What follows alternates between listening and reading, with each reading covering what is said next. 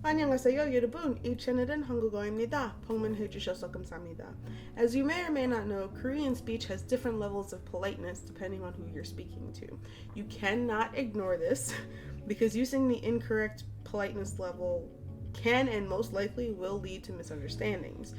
There are 7 levels of Korean speech as far as I'm aware, but there's really only 3 that most people seem to use, or that at least most beginners learn. So those are the 3 that we are going to be covering in this video. If you'd like to learn how to practice speaking Korean without insulting anyone, please hit the subscribe button and keep on watching. First and foremost, I'm sorry if you can hear background music. My neighbor downstairs has just decided to turn on his stereo and I can hear it. My feet are thumping. At least he's playing good music. Moving right along. So the 3 levels of speech that we're going to be talking about in this video is hashipshoche, heoche, and panmal. 90 Day Korean has a brilliant way to explain this, and I don't exactly remember what they used as analogies, but essentially it went something like hashipshoche, which is the very formal version of Korean speech, or the very formal level of Korean speech, is kind of like, or at least this is the analogy that I'm using, kind of like the uniform that a military man would use or wear in front of his commanding officer. Hashipshoche is the level of speech that you would normally use with bosses, CEOs, customers, anybody who is above you. I hate wording it that way, but that's the culture. Essentially, anyone that you would report to or answer to or serve, this is who you would use this politeness level with. You may have seen Korean sentences end in piepnida, sibnida, or piepnika, or sibnika. As discussed in the previous video, grammatically correct Korean sentences usually end in either an action or a descriptive verb. So piepnida, sibnida, piepnika, sibnika are the formal conjugations of those verbs. In fact, I use this politeness level every time I start a video. 안녕하세요, 여러분. 이 채널은 한국어입니다. 방문해 주셔서 감사합니다. I'm greeting you, the viewer, formally when I do that because I'm so happy that you're here spending time with me. Piepnida and piepnika are added to verbs whose stems end in a vowel. Sibnida and sibnika are added to verbs whose stem ends in consonants or has pachim. If you need a refresher on pachim, I have a video for that linked in the cards above as well as in the description box below.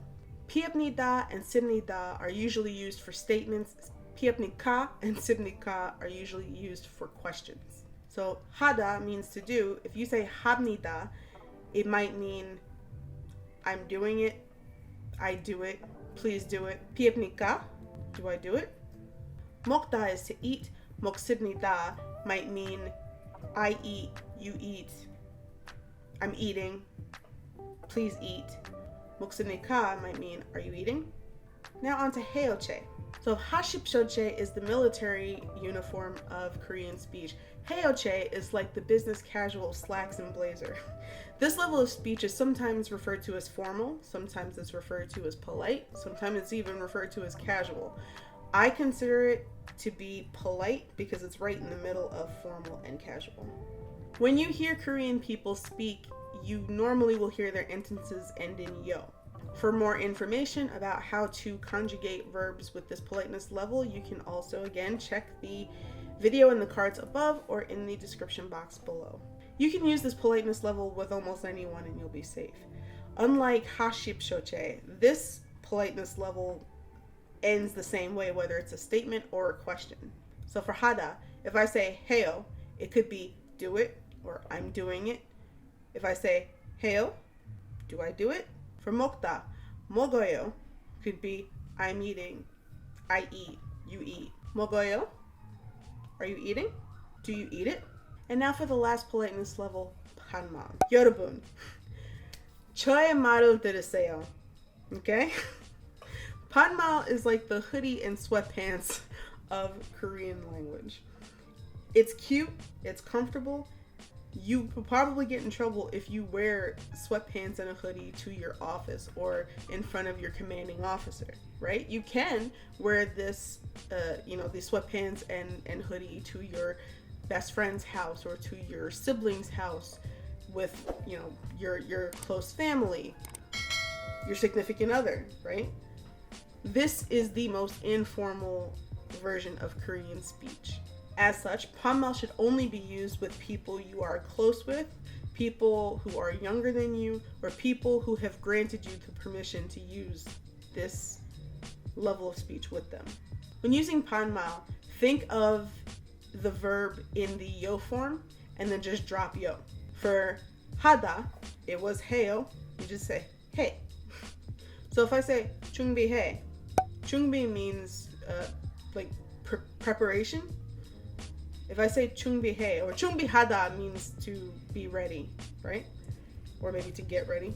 So if I say 준비해, that's get ready, I'm ready, right? In an informal way. 이거 먹어요, I eat this, please eat this. You can just drop yo if you're speaking to someone who you have permission to use this politeness level with. You say 이거 먹어, 이거 먹어, do you eat this? So, to summarize the 3 levels of speech, 하십쇼체, 해요체, 판말.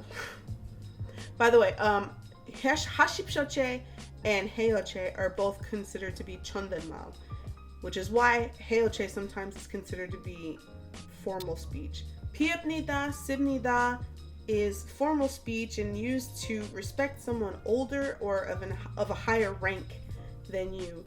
해요체 is the yo form. It's polite speech which you can use with anyone.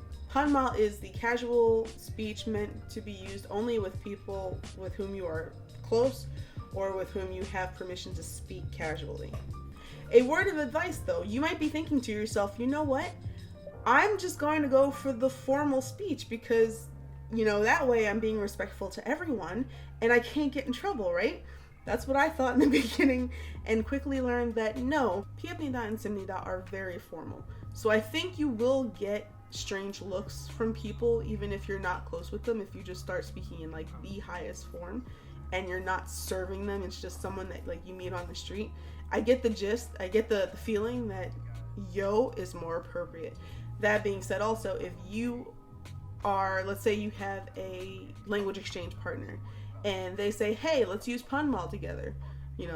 I feel close enough to you, let's use panmal.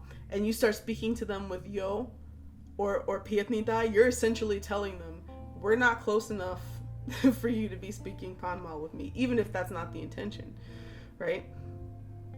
That has happened to me.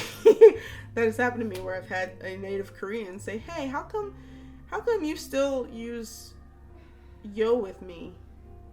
I thought we were supposed to be friends. And I'm like, I didn't realize, first of all, I didn't realize I was doing it. I'm so used to just using yo.